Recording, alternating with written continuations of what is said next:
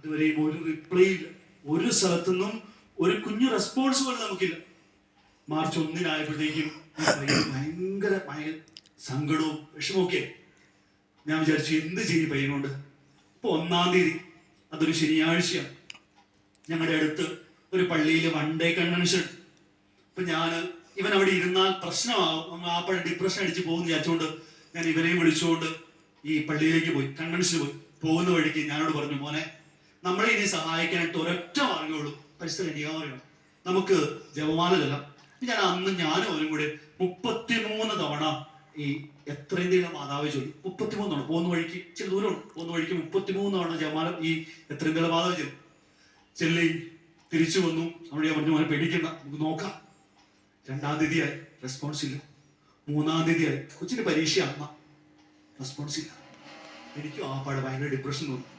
കാരണം നമ്മൾ ഇത്രയും പ്രാർത്ഥിച്ചിട്ടും ഒരു തരത്തിലുള്ള റെസ്പോൺസ് എവിടുന്നും കിട്ടുന്നില്ലല്ലോ. ഞാൻ അന്ന് വൈകുന്നേരം, അതായത് 3-ാം തീയതി, അന്ന് അവന് പരീക്ഷയ്ക്ക് പോകേണ്ട അന്ന് അവൻ പരീക്ഷയ്ക്ക് പോകാതെ ഡിപ്രഷൻ അടിച്ച് സെമിനാറിൽ ഇരിക്കുന്ന സമയത്ത് ഞങ്ങളുടെ തൊട്ട് താഴെയുള്ള പള്ളിയിൽ ഞാൻ ഇവനെ കൂട്ടിക്കൊണ്ട് വിട്ട് പറഞ്ഞു, എടാ മോനെ, സാരമില്ല, നീ അടുത്ത വർഷം ആയിരിക്കും എഴുതാൻ ദൈവത്തിന്റെ പദ്ധതി, സാരമില്ല, നീ അതൊന്നും അങ്ങോട്ട് ആശ്വസിക്കും, നമുക്ക് പ്രാർത്ഥിക്കാന്ന് പറഞ്ഞു. ഞാൻ അവനെ കൂട്ടിക്കൊണ്ട് അടുത്ത പള്ളിയിൽ പോയി പ്രാർത്ഥിച്ചു. എന്റെ മനസ്സ് ഭയങ്കരമായിട്ട് കലുഷിതമാണ്. കാരണം ഇത്രയും പ്രാർത്ഥിച്ചിട്ട് ഒരു റെസ്പോൺസും കിട്ടിയില്ലല്ലോ. ഇവിടെ 3 കഴിഞ്ഞു. 4-ാമത്തെ ദിവസം ഒരു ഉച്ചയായപ്പോ എന്റെ സ്കൂളിൽ നിന്ന് ഹെഡ് മാസ്റ്ററിനെ വിളിച്ചിട്ട് ചോദിക്കാണ്, അച്ഛന് മെയിൽ വല്ലതും വന്നോ? ഞാൻ പറഞ്ഞില്ല. അച്ഛൻ ഒരു മെയിൽ വന്നിട്ടുണ്ട്, ഒന്ന് നോക്കാവോ? ഞാൻ തുറന്നു നോക്കുമ്പോ കേരള ഗവർണർ സൈൻ ചെയ്ത് ഒരു ഉത്തരവ് മൊബൈലിലേക്ക് വന്നേക്കണം. ഞാൻ അന്തം വിട്ടു. ആദ്യമായിട്ടാണ് സ്റ്റേറ്റിൽ നിന്ന്, മീൻസ് സഭാ അധികാരികളല്ലാത്ത വേറെ ഒരാളെടുത്ത് നമുക്ക് ഇനി ഒരു ഓർഡർ വരുന്നത്. ഓർഡർ ഇതാണ്, 6-ാം തീയതി ഇവന്റെ ഫസ്റ്റ് ഇയറിന്റെ എക്സാം, അതായത് ഇവൻ തോറ്റ വിഷയത്തിൽ ഫസ്റ്റ് ഇയറിൽ ഇവന് കിട്ടിയ മാർക്ക്, നമ്മുടെ കമ്പാർട്ട്മെന്റൽ എക്സാം എന്നാണ് ഇത് പറയുന്നത്.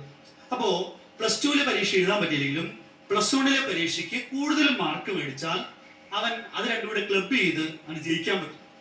അപ്പോ ഈ പയ്യന് ഇങ്ങനെ ഒരു പരീക്ഷ എഴുതാം. അങ്ങനെ ഒരു പരീക്ഷ എഴുതാനുള്ള ഉത്തരവ് കേരള ഗവർണർ ഒപ്പിട്ട് എഡ്യൂക്കേഷൻ മിനിസ്റ്ററിലൂടെ എഡ്യൂക്കേഷൻ ഡിപ്പാർട്ട്മെന്റ് കൊടുത്തു. അവിടെ എന്റെ ഈ ഇമെയിൽ ഐ ഡി ഉണ്ടായിരുന്നതുകൊണ്ട് എന്റെ ഇമെയിലേക്ക് അയച്ചു, സ്കൂളിലേക്ക് വന്നു. ഉടനെ ഇത് തുറന്നു നോക്കിക്കൊണ്ടിരിക്കുമ്പോ എന്നെ കണ്ണൂര് അവിടെ ഡിസ്ട്രിക്ട് ഓഫീസിൽ നിന്ന് വിളിച്ചു ചോദിക്കുകയാണ്, ഇതാരാ ഇത്ര വലിയ VIP? കാരണം VIP-കൾക്ക് മാത്രമേ നമ്മുടെ കേരള ഗവർണറിൽ ഇരുന്ന് നേരിട്ട് പെർമിഷൻ കിട്ടുള്ളൂ. ഇതാരാ VIP? ഞാൻ പറഞ്ഞു, ഇവിടെ ബ്രദറാണ്.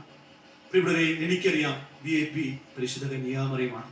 കാരണം ഒരു തരത്തിലും ആ പയ്യന് പരീക്ഷ എഴുതാനായിട്ട് സാധ്യത ഇല്ലാതിരുന്ന സമയത്ത് 33 തവണ ജപമാല പ്രാർത്ഥന ചൊല്ലി, അല്ലെങ്കിൽ പരിശുദ്ധ അമ്മയോട് പ്രാർത്ഥിച്ച് എത്രയും നല്ല മാതാവെ ചൊല്ലിക്കഴിഞ്ഞപ്പോ സ്വർഗം തുറന്ന് ആ പയ്യന് പരീക്ഷ എഴുതി ജയിക്കാനുള്ള കൃപ പരിശുദ്ധ അമ്മ കൊടുത്തെങ്കിൽ ഞാൻ ഒരു കാര്യം വിശ്വസിക്കുന്നു, ലിയോ 13-ാമൻ മാർപ്പാപ്പ ചേർന്ന് നിന്നുകൊണ്ട് ഏത് സമയത്ത് അമ്മയുടെ സാന്നിധ്യം നമുക്ക് ആവശ്യമുണ്ടോ ആ സമയത്ത് നമ്മുടെ അടുത്ത് വന്ന് അവൾ നമ്മളെ സഹായിക്കും. ഇവിടെ സഹോദരങ്ങളെ, ഇത് കഴിഞ്ഞ് ആ സാറ് എന്നെ പേഴ്സണലായി വിളിച്ചു ചോദിച്ചു, അച്ഛാ എന്ത് മിറക്കളാണ് നിങ്ങൾ കാണിച്ചത്? ഈ സ്കൂളിലെ ചരിത്രത്തിൽ ഇങ്ങനെ ഒരു ഉത്തരം ആദ്യമായിട്ടാണ്.